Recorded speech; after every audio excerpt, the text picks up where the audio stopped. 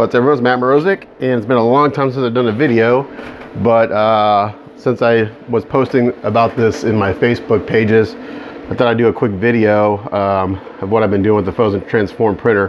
Haven't been printing a whole lot lately, to be honest. Just been busy with other stuff, but this is the latest project I'm working on. This is a quarter scale Dr. Manhattan. I scaled it up from originally about, I think overall the statue was like 9 inches tall. So in order to scale them up to quarter scale, I had to scale them up 225%, which will put the Dr. Manhattan right at about 18 inches by himself. And then with the base is probably another 2 inches or 20 inches altogether, maybe, I don't know. So overall, I'm really happy with this print. This part, just this print right here was a 36-hour print. This was printed on the Phrozen Transform using their standard matte gray. It's called ABS, like resin that came with the printer. This is printed at 0.05 millimeters or 50 microns. So that means each layer is half a millimeter, 0.05 millimeters in height. And the print quality on this is actually pretty freaking phenomenal. Depending on where you look at the print, it's absolutely flawless. Other areas, depending on the way it's curved, you will see some print artifacts, but really overall, I'm super happy with the quality. I would say that the success of this print was about 80% because I'm still learning, and that has to do with everything. It all has to do with supports and support failures. I actually started to print the first part of his base yesterday morning, and I woke up this morning and the print had failed. So I went back into Chi2 box. I actually took the other files. That the base is in a couple options. It's in 2 pieces or 4 pieces. So I went back and took one of the parts of the bases that had been broken into 3 pieces, took it back in the Chi2 box, adjusted my support settings, thicker supports, slightly depth or penetration on the support and stuff. So hopefully it'll succeed this time. And the print time's only 10 hours on that rather than like 30 hours or 36 hours. So the thing about long print times is that the longer the print is in there, the more chance you have of failure. So ideally, you have the shortest print time possible. So it's a balance between resolution, print volume, print time, and all that stuff. Because the longer it's printing, the more chance you have of a failure. But overall, I'm super happy with this. So let's come in and look at it. This is sculpted by, he goes by Megs. I'll put a link down to his page down below. This was acquired through his Patreon group where I pay $15 a month and have access to his files. I do not have reproduction rights to this. People have been asking me if I'm going to mold and cast it. I cannot do that. I don't have the rights to do so. He does have a second level on his Patreon page where if you pay the extra monthly fee, you have the right to sell the prints. So I could like print more and sell the prints. But I think technically I could, once I'm done painting this, I could sell it if I wanted to. And I might, I don't know. It's not perfect. Like I said, it's about an 80% success rate. And I'll show you the issues that it came up with. And again, it all has to do with support failures. Not really the printer, but me as a new 3D printer. So a 36-hour print.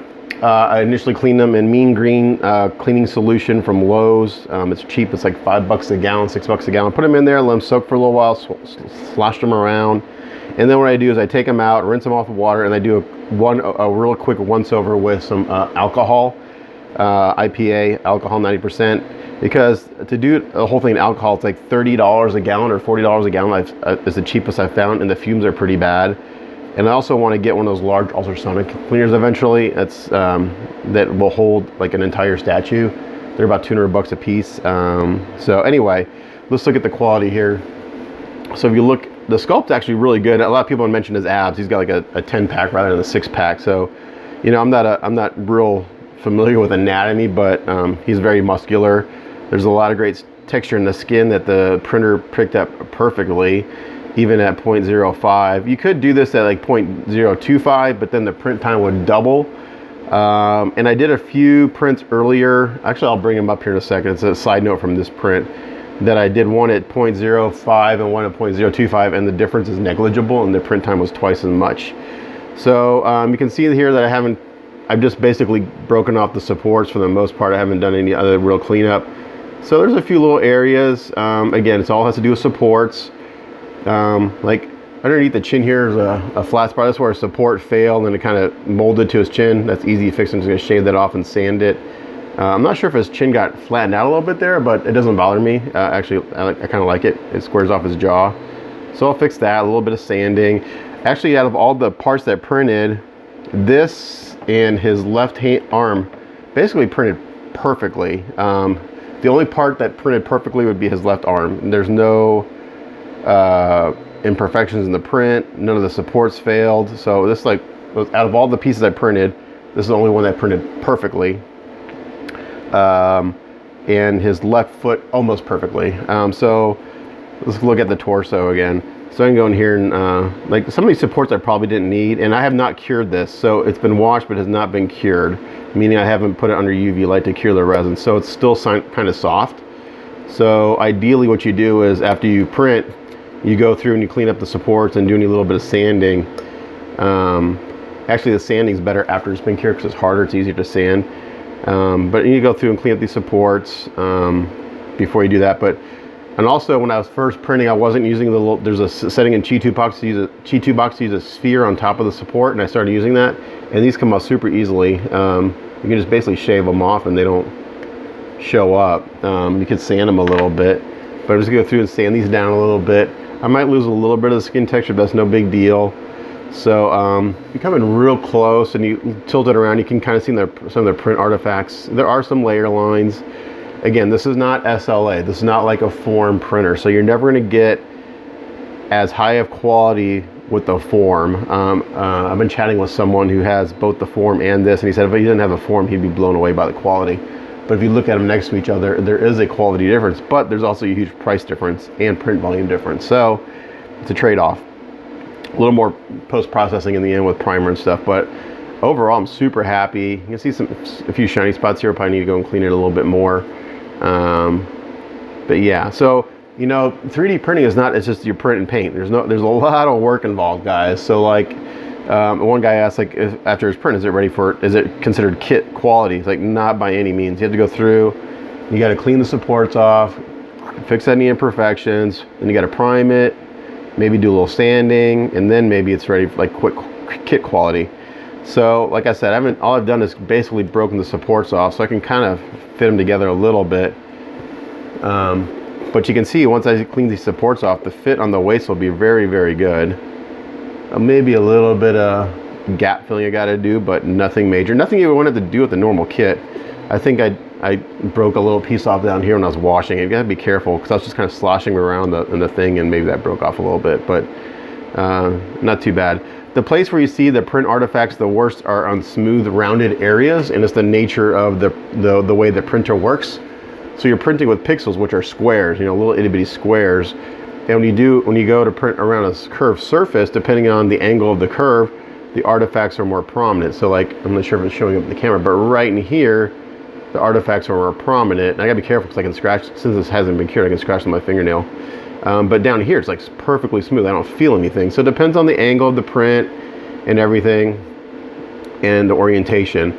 I got a few minor layer shifts, and I've got one major layer shift, and I'll show that to you in a second. But this part printed really good, but unfortunately, either I didn't have any supports. So when I do supports, I go to Chi2 box, I use the auto setting, and then I try to adjust it, but it's just me learning. There's no supports, I guess, for this part of the foot, so it broke off in mid-print. And I saw that, I was like, you know what, I could stop the print, but I'm just gonna let it print, see if the foot prints. And if it does, once I get them on the base, I'll have to, you know, get them on the base, I'll line everything up, I'll fill it, and I'll just kind of re-sculpt that area. And it won't be perfect, 'cause I'm not a sculptor, but you know what? This isn't for production, this is just me kind of messing around right now. So I'm gonna print another one of these for my buddy Floyd, and I know kind of where to adjust things. Now, since this was kind of, when foot was being final printed, there's only supports hitting the back of the thing, so I was like, every time I saw it, it kind of moved. So you can see there's some layer shifts here. That's because this was only supported by a few supports. And other than like right in the ankle, it's not too bad. Actually, the layer shifts look like wrinkles in the toe, so I'm just gonna leave them. I'm not gonna sand them out. They look like part of the skin. So that doesn't bother me. The tricky part will just be lining it up and sculpting the void. So not the biggest, you know, not the end of the world, but I don't want to throw away this print. It's 36 hours and probably about $50 worth of resin. I would say this took a full bottle, you know, $55 worth of resin. So that's material cost. So what I am pretty impressed with is how well these pieces fit together. I'm going to cut these supports out real quick in this joint, and this one has to be neat because you don't see it. Like sometimes it puts supports where you don't necessarily need it, I think, and then other times it puts it where it doesn't put them where you do need it. Let's see, where's the other? So this is the arm that printed really, not that one. This one printed really, really well. I mean, there's no, yeah, and this, you know, I don't know why. I think it's just the supports worked really well. And of course, I'm just talking the way my mind works. I did hollow this out. The thickness of the walls are 2 millimeters. So I added a hole so when it's printing, it doesn't create suction. So what I will do is I will fill this because it's pretty light. It actually feels like vinyl, like a vinyl kit, not really like resin. So what I'm going to do is I'm going to fill it, and I've been asking around. I thought about 2-part expanding foam, but you got to be careful of that because it could break out the print. Canned spray foam is a bad idea because it continues to expand for a very long time. So I fill it up, like, oh, it's done expanding. I seal it up. It could continue to expand and bust the print or bust the piece. So I'm going to use, everyone's recommending Durham's water putty. So I'm going to give it a shot. It's cheap. You mix it with water, you fill it, it dries rock hard. So I'm going to fill all the pieces with that, and then I have like a solid piece. But if I put this arm in here, the fit is damn near perfect. So you got a little seam. It's like anything with a kit, you have to go in there and do some seam work. But man, that fit is really good. I mean, that's better than you get from high-end quality kits. So that'll get glued together. The seam will be filled, just like, you know, if I do a Nair and Hellboy. But nice. The other arm, again, I had some support failures for whatever reason on the very top here. I thought about reprinting this arm by itself. You know what? I'm not gonna waste it. I'm gonna fill it, glue it all together, seam it, and I'm gonna resculpt this part of the top part of the shoulder. Again, I'm not a sculptor, so it probably won't look amazing, but it'll be okay. It'll be passable for what I'm doing. So yeah, so this is a cool sculpt, you know. It's from Watchman. I'm not real familiar with Watchman. I watched a little bit of it. I just like the sculpt, so I thought I'd print this one first, and it was relatively simple. And then let me show you the other major, I don't know if it's major, but I had a really bad layer shift right here. You can see there's a step. This is very similar to as if someone was molding and casting this and if the mold slipped. So I'm not sure what happened there. It was at the very end of the print and I didn't see it until I took it out. So I have to sand that down and kind of fix that. So again, I say this print's about 80% successful. Another major issues right here. I had some support failures and this kind of got all squashed. So again, I'm learning, and everyone's like, you should have, you know, started with an FDM printer because you're gonna, you know, it's a big learning curve. It is a big learning curve, but I want to learn in the process that I'm going to use. I don't want to, you know, I've already kind of understood. I now understand like layer height, and I understand the settings in the printer and how those work. I understand kind of how Chi2 Box is actually a very easy program to use, even for someone like me. Once you kind of learn the supports and how to configure stuff, it's very intuitive. It's, you know, and I'm Polish guy, so I can figure it out.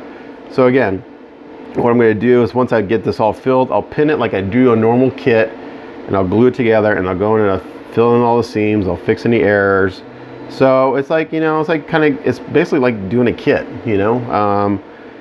You know, and if I did have reproduction rights, what I would do is I would, you know, keep it separate, mold and cast it separately, but I don't have reproduction rights. So don't ask me if I can, if it's being produced and it's for pre-order. It's not, because I don't have the rights to do that.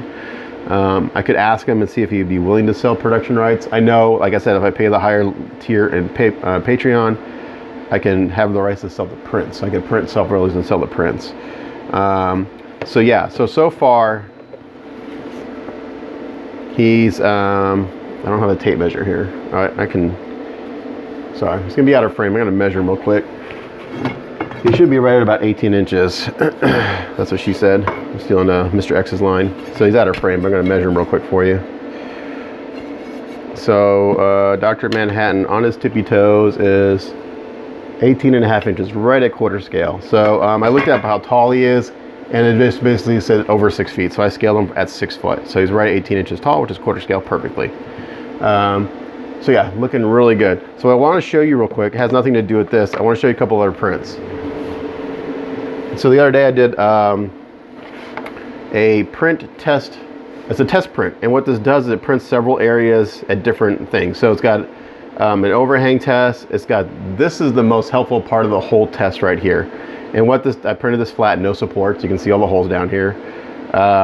So it prints a series of cylinders, a bridge test, which will show you like how far this will print with a bridge without any errors. There are no errors in this print. It's perfect. The only thing that messed up is when you can see in the print here is the lettering is very thin, and I went to go clean this and I scrubbed it. Well, I scrubbed the letters off, so they actually printed, but when I went to clean them, I scrubbed the letters off accidentally. So you can see here on this part of the test where it says 2mm 510, but it's very, very fine.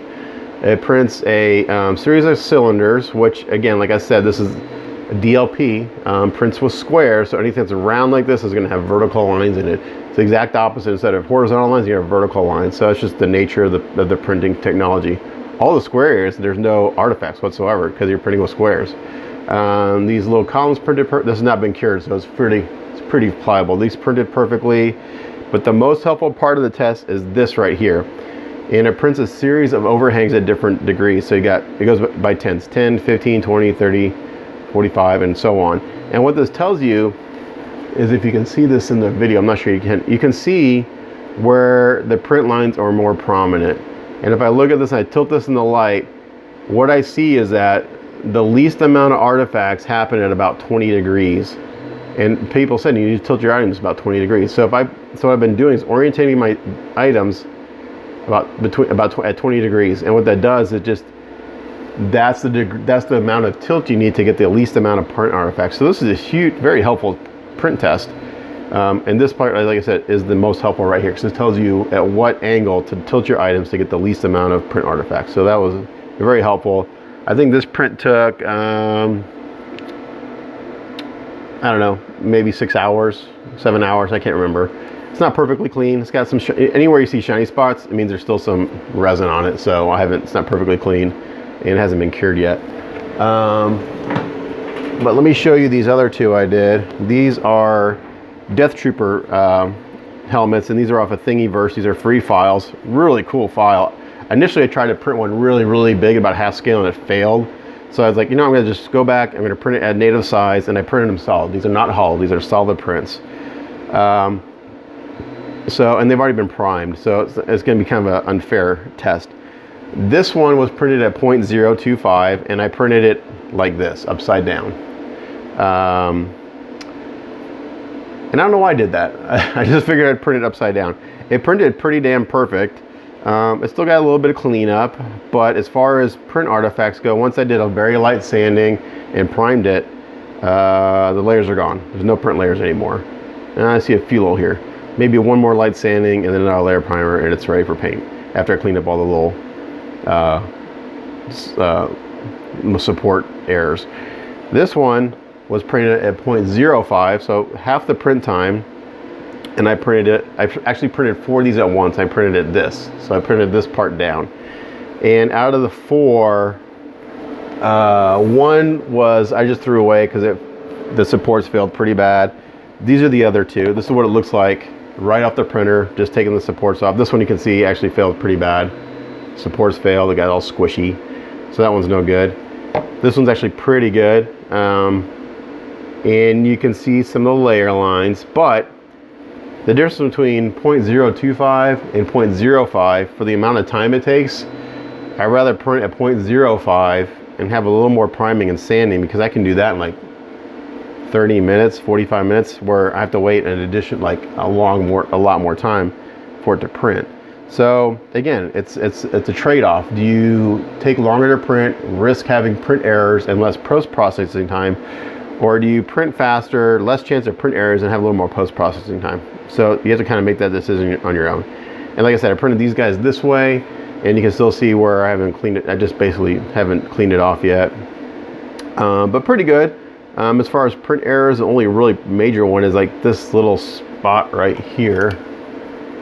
For some reason printed flat. It should be perfectly round, but on this file I don't care because it's beat up anyway. On these you can see oh, actually no, that one's not perfectly round. On this one is perfectly round.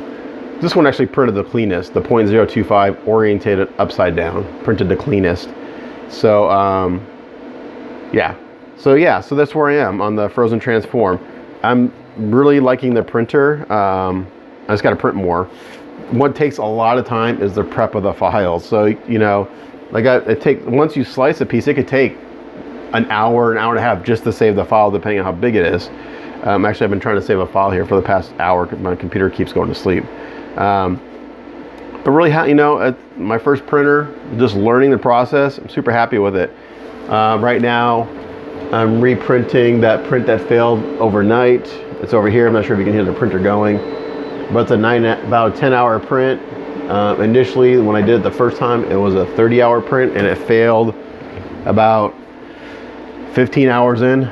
About 12 hours and it failed. So I just took it off the plate, scraped it, trashed it, and went back to the G2 box, broke it down, and adjusted my support settings, and hopefully it's going to work. So what I did is I increased the diameter to set the supports quite a bit. I increased the size of the sphere and the depth of how far the sphere goes into the print. So there's a lot of great videos on YouTube on G2 box, way better than I can do because these guys have been doing it a long time. So if you want to know how to use G2 box, just go to YouTube and type in G2 box or G2 box support settings. And there's a lot of great videos. So check them out.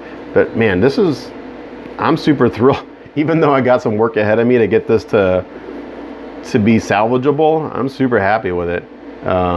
Really, really cool. The print, I mean, where the printer really shows off its capabilities is right here in the chest. Not a single print artifact. The skin texture is perfect. Even in his face, really, it printed that little circle above his forehead perfectly. I got a little pin thing. I got to see right there in the nose. You can see a little dot. That's where like one of the supports broke off and it left the thing. Sorry, I'm getting over a cold I've had for the past 2 weeks. I really I've been painting because I've been sick. You can see a little bit of print artifacts here in the head. Again, it's a round surface. So like on the top of the head, you don't see any print artifacts. It's when you come around the side here, and on the side here, you see a little print artifacting. But one good coat of like Krylon primer or a good coat of Styrene, and I don't even need to sand it.